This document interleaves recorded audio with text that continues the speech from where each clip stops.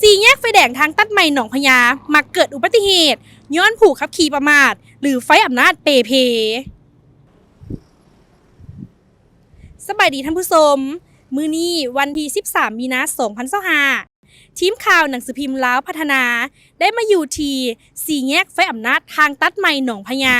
เมืองไซธานีนครหลวงเวียงจันทน์ซึ่งได้รับการส่องแสงจากผู้ขับขี่ว่าจุดนี้มักจะเกิดมีอุบัติเหตุหลายซึ่งทางเส้นนี้เป็นทางที่กว้างและเป็นทางดีได้มาตรฐานเฮ็ดให้ผู้สัญจรไปมาขับรถด้วยความไว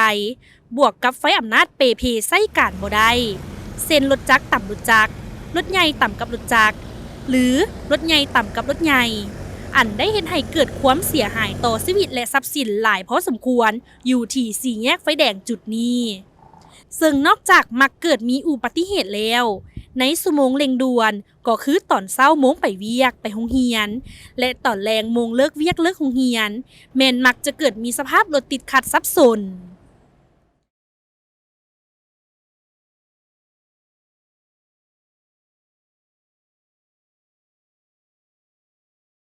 เส้นทางดังกล่าวไฟอำนาจใช้การบ่ได้มาดนเป็นปีแล้วย้อนมีโจรลักตัดสายไฟ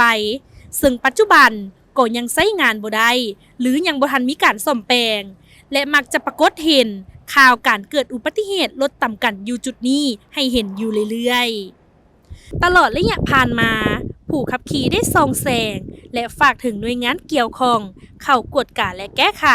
เพื่อความเป็นระเบียบเรียบร้อยของการสัญจร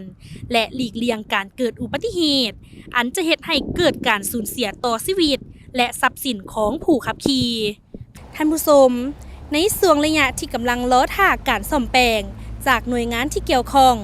ผู้ขับขี่ที่มีจุดประสงค์ผ่านเส้นทางดังกล่าวควรมีสติระมัดระวังในการขับขี่คอยไปคอยมาทั้งนี้ก็เพื่อความปลอดภัยของทุกๆคน